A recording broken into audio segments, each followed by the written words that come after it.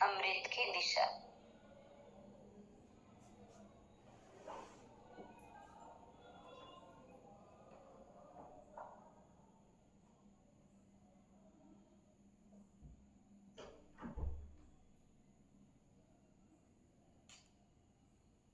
हाँ,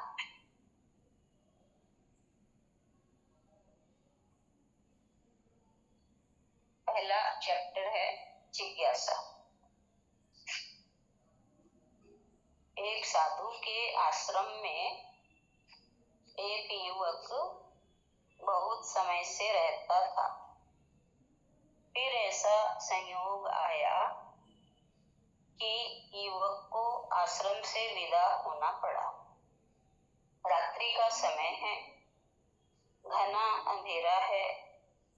युवक ने कहा, रोशनी की कुछ व्यवस्था करने की कृपा करें। उस साधु ने दिया जलाया और उस युवक को हाथ में दे दिया। उसे सीढ़ियां उतारने के लिए खुद उसके साथ खोलिए और सीढ़ियां पार कर चुका और आश्रम का द्वार भी पार कर चुका तो साधु ने कहा, अब मैं अलग हो जाऊं, क्योंकि इस जीवन के रास्ते पर बहुत दिनों तक कोई किसी का साथ नहीं दे सकता। अच्छा है कि इसके पहले मैं विदा हो जाऊं, तुम साथ के आदी हो जाओ। इसलिए इतना कहकर संत चले गए। उस अंधेरी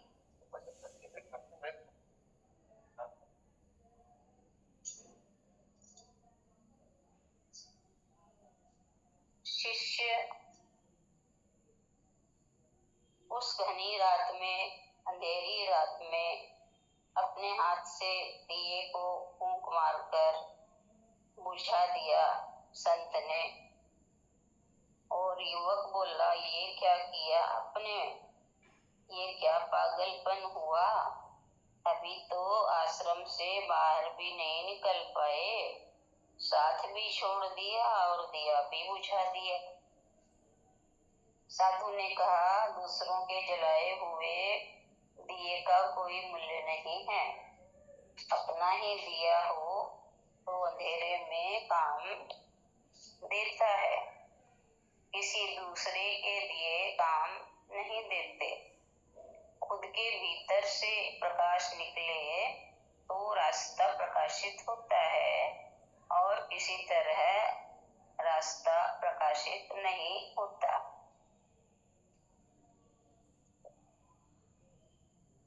निरंतर सोचता हूँ, लोग सोचते होंगे कि मैं आपके हाथ में कोई दिया दे दूंगा जिससे आपका रास्ता प्रकाशित होगा, तो आप गलती में हैं। आपके हाथ में कोई दिया होगा तो मैं उसे बड़ी निर्ममता से फूंक कर बुझा दूंगा। मेरा इरादा यही है कि आपके हाथ में अगर कोई दूसरों का दिया प्रकाश हो तो उसे फूंक दूं, बुझा दूं। आप अंधेरे में अकेले कूद जाएं। कोई आपका संगी साथी हो तो उसे भी छीन लूं। तभी आप सत्य को प्राप्त हो सकेंगे। अपनी आत्मा का दिया जलने की संभावना को पैदा कर सकेंगे। सारी जमीन पर ऐसा ही हुआ है। सत्य की तो बहुत खोज है, परमात्मा की बड़ी चर्चा है, लेकिन सारे कमजोर लोग कर रहे हैं जो साथ छोड़ने को राजी नहीं है। कमजोरों के लिए जगत में कुछ भी उपलब्ध नहीं होता और जो शक्तिहीन है, जिनमें साहस की कमी है, धर्म उनका रास्ता नहीं है। दिखता उल्टा है। दिखता ये है कि जितने कमजोर हैं, जितने साहसहीन हैं, वे सभी धार्मिक होते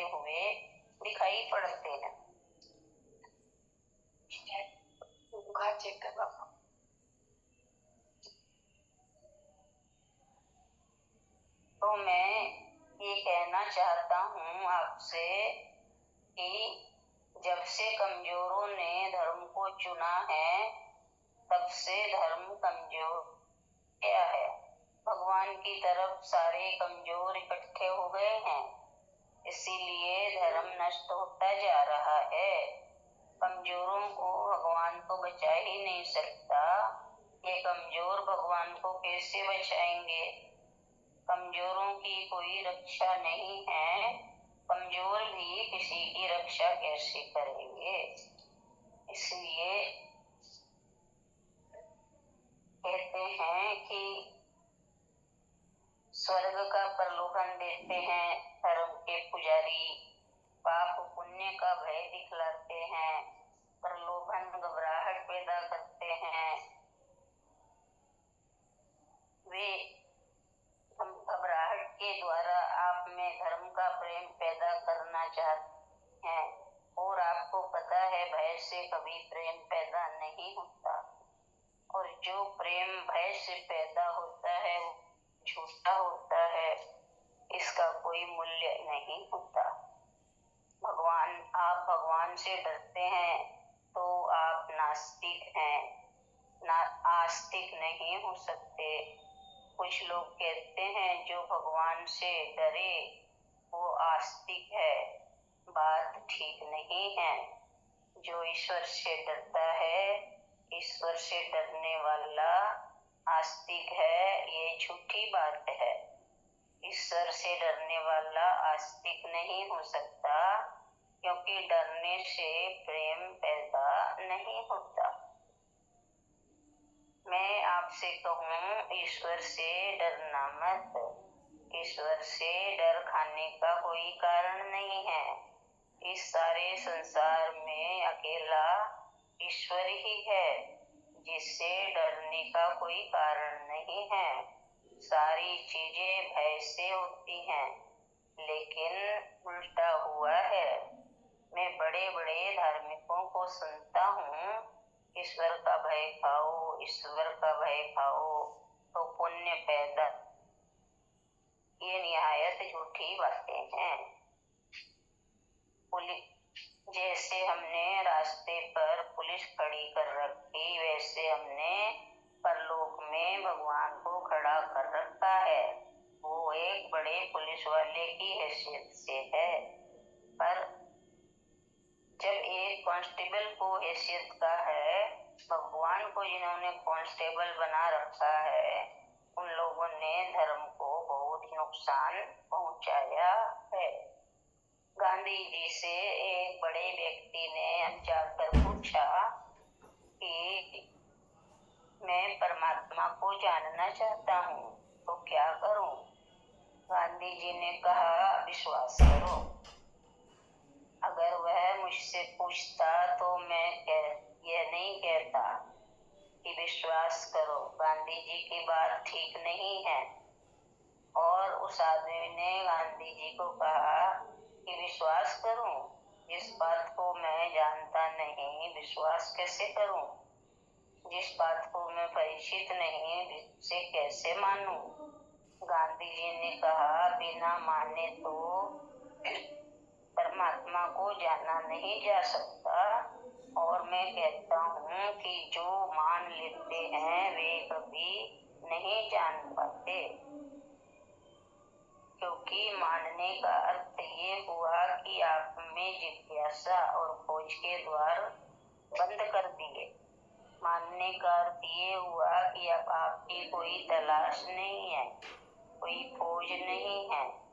जब अब आपकी कोई इंक्वायरी नहीं है, अब आप तो खोज नहीं रहे हैं, आप तो मान कर बैठ गए हो। आपको डर है, श्रद्धा मृत्यु है, और संदेह जीवन है, संदेह खोज है। तो इस तरह से हम समझें कि वास्तव में परमात्मा क्या है और वो कैसे हमें प्राप्त होता है। इस जिज्ञासा से हम गुरु के समीप आते हैं, तभी हम